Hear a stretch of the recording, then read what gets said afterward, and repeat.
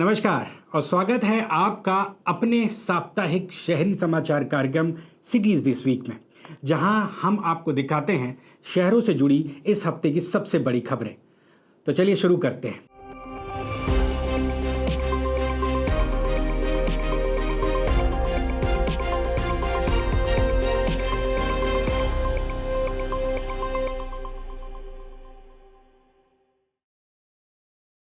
बात पहले urban financing की। अर्बन फाइनेंसिंग के लिए म्युनिसिपल बॉन्ड्स को अब नया बूस्ट मिलने वाला है। शहरों को आत्मनिर्भर बनाने की दिशा में केंद्र सरकार ने म्युनिसिपल बॉन्ड मार्केट को नया बूस्ट देने की तैयारी की है। अमृत 2.0 योजना के तहत अब म्युनिसिपल बॉन्ड्स पर मिलने वाले इंसेंटिव को और भी आकर्षक बनाया जा रहा है।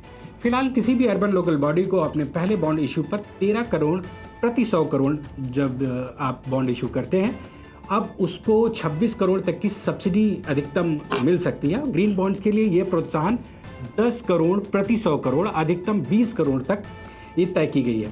सरकार चाहती है कि अधिक से अधिक शहर निवेश योग्य बने, निजी पूंजी से अपने विकास प्रोजेक्ट्स फंड कर सके।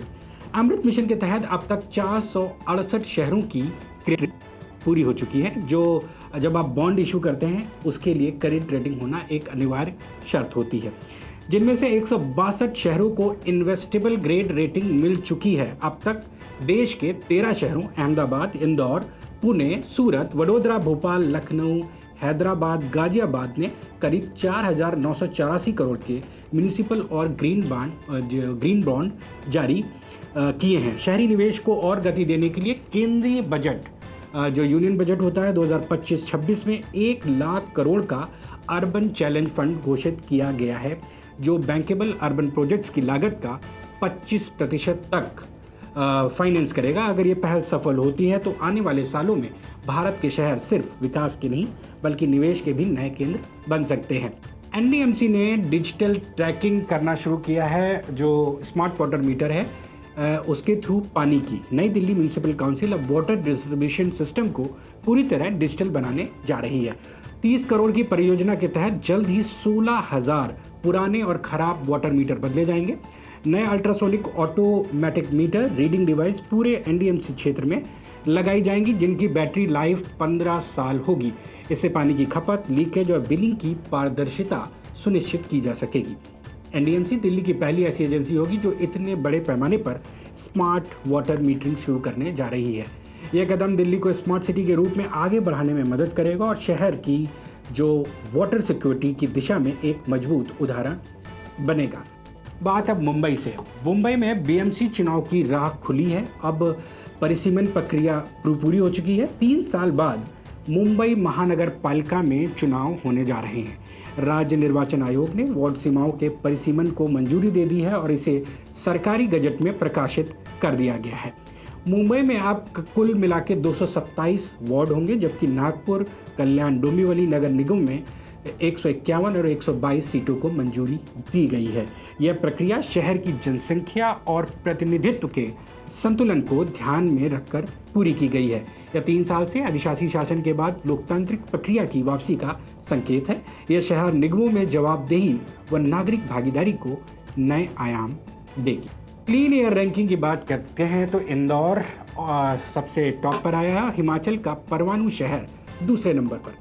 हिमाचल प्रदेश का छोटा सा शहर परवाणु इस हफ्ते सुर्खियों में इसलिए है क्योंकि नेशनल स्वच्छ वायु सर्वेक्षण 2025 में परवाणु ने देश भर में दूसरा स्थान प्राप्त किया है, जबकि पहला स्थान मध्य प्रदेश के इंदौर को मिला है। ये उपलब्धि परवाणु के इसलिए भी खास है क्योंकि परवाणु में बड़ी संख्या में फार्मा कंपनियां हैं, जहां से निकलने वाला औद्योगिक धुआं हवा को प्रदूषित करने के लिए काफ़ी होता है।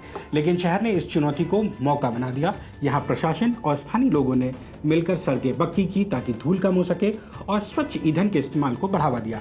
यही नहीं, इंडस्ट्री और दुकानों में भी प्रदूषण नियंत्रण के सख्त मानक लागू किए गए हैं।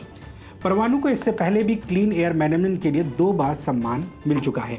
अब बात करें बड़े शहरों की तो 1 मिलियन से ज़्यादा आबादी वाले शहरों की कैटेगरी में इस बार फिर इंदौर ने बाजी मारी है। इंदौर में पिछले साल 16 लाख पेड़ लगाए गए थे और शहर ने इलेक्ट्रिक और सीएनजी बेस्ड पब्लिक ट्रांसपोर्ट को तेजी से अपनाया है। इसी सर्वे में मध्य प्रदेश के जबलपुर को भी सम्मान मिला है। 11 megawatt waste to energy plant की सफलता के लिए। वहीं 3 लाख से कम आबादी वाले शहरों में परवाणु और 10 लाख से कम आबादी वाली कैटेगरी में अमरावती टॉप पर रहे। अब बात करते हैं क्लाइमेट चेंज और उसका असर जो साउथ एशिया में फूड सिक्योरिटी पे पड़ रहा है।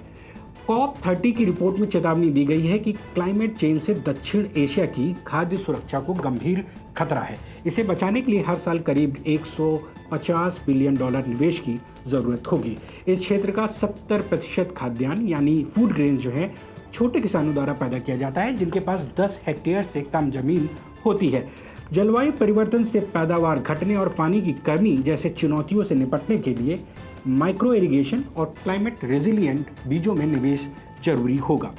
बात करें झारखंड की, तो झारखंड में अर्बन टास्क फोर्सेस का शुरुआत की गई है। Jharkhand urban development department infrastructure improvement teams के साथ लॉन्च की हैं 27 अर्बन लोकल बॉडीज़ में ये टीमें।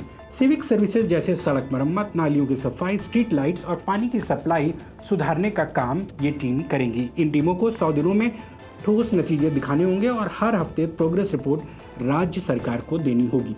ये मॉडल बाकी राज्यों के लिए भी एक टेम्पलेट बन सकता है। तो ये थी इस हफ्ते की सिटीज़ दिस वीक की बड़ी खबरें, जहां हर कुछ शहर नया कर रहा है, कुछ सीख रहा है, कुछ बदल रहा है। अगर आपको ये अपडेट पसंद आया है तो ये वीडियो को लाइक करें, चैनल को सब्सक्राइब करें और हमें बताएं कि आपके शहर में इस हफ्ते क्या नया हुआ।